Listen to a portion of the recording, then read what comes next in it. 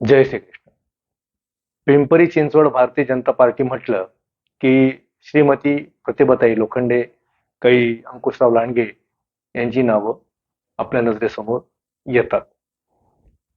प्रतिभाताई लोखंडे यांनी पिंपरी चिंचवड जेव्हा बारामती लोकसभा मतदारसंघाचा भाग होता त्यावेळेला लोकसभेची निवडणूक लढवली आणि कै अंकुशराव लांडगे यांनी शहर भारतीय जनता पक्षाला एक मूर्त स्वरूप दिलं.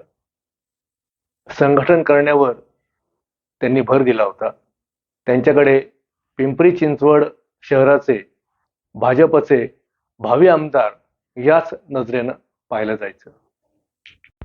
पिंपरी चिंचवड महानगरपालिकेवर सध्याचे सरकारमधले उपमुख्यमंत्री श्री अजितदादा पवार यांची मजबूत पकड असताना कै अंकुशराव लांडगे यांच्या कार्यकालात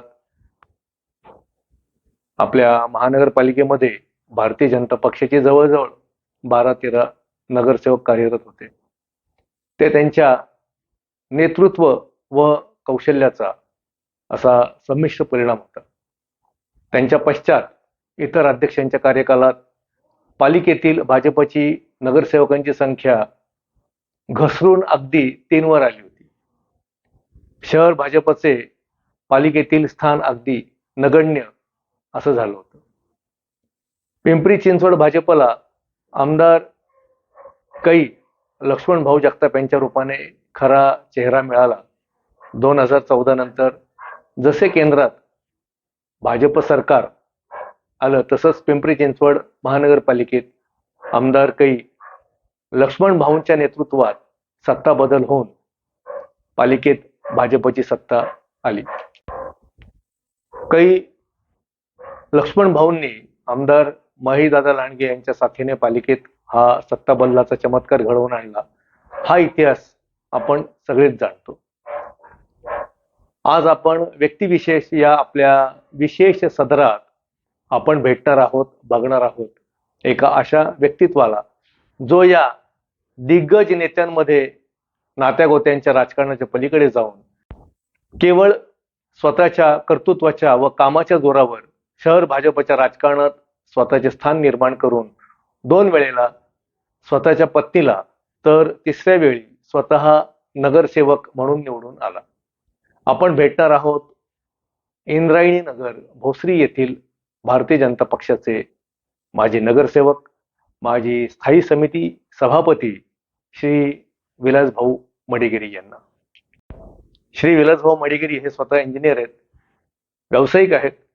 राजकारणात ते कै अंकुशराव लांडगे यांच्या तालमीत तयार झालेले आहेत.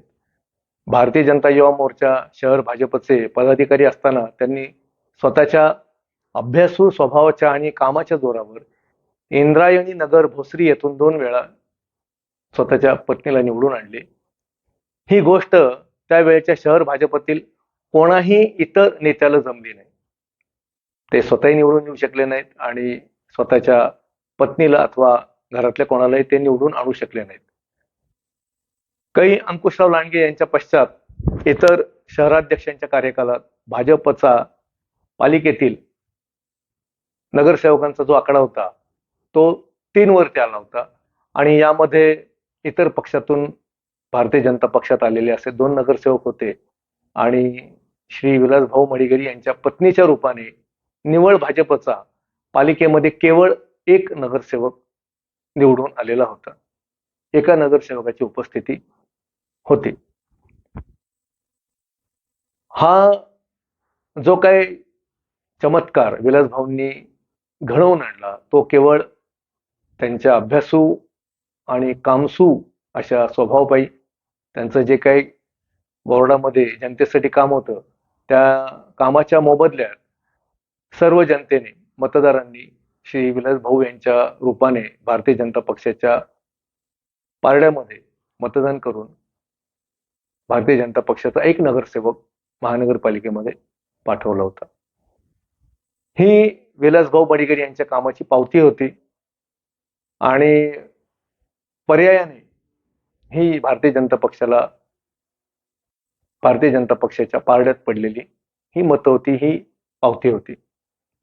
आमदार कै लक्ष्मणभाऊ जगताप यांनी त्यांची अभ्यासू वृत्ती आणि पालिका प्रशासनावर असलेली पकड लक्षात घेऊन त्यांना स्थायी समितीवर संधी दिली. त्या संधीचं विलासभाऊंनी सोनं केलं. मग त्यांच्या कामाची पावती म्हणून आमदार कै लक्ष्मणभाऊ जगताप यांनी त्यांना स्थायी समिती सभापती म्हणून जबाबदारी दिली.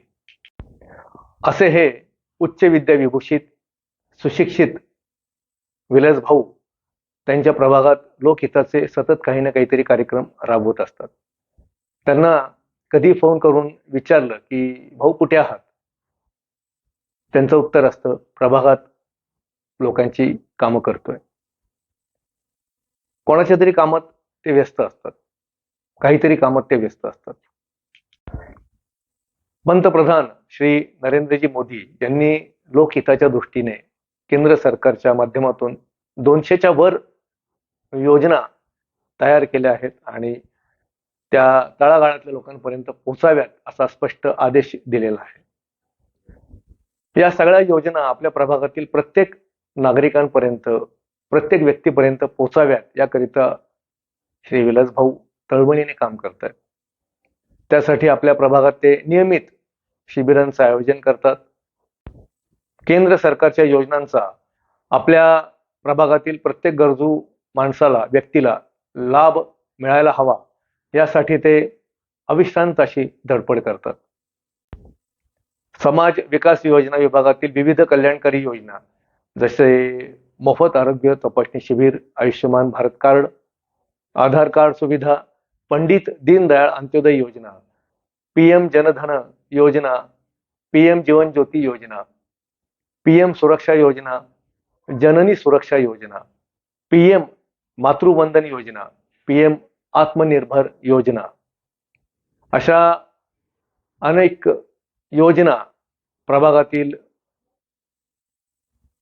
जनतेपर्यंत पोहोचवण्यासाठी त्यांनी दिनांक 8/12/2023 रोजी त्यांच्या प्रभागात म्हणजे इंद्रायणी नगर भोसरी येथे शिबिर घेतले होते. त्यानिमित्ताने त्यांच्याविषयी थोडे व्यक्तिविशेषमध्ये मांडता आले. ते मांडायचा एक छोटासा प्रयत्न या ठिकाणी केलाय. धन्यवाद. जय श्री कृष्ण.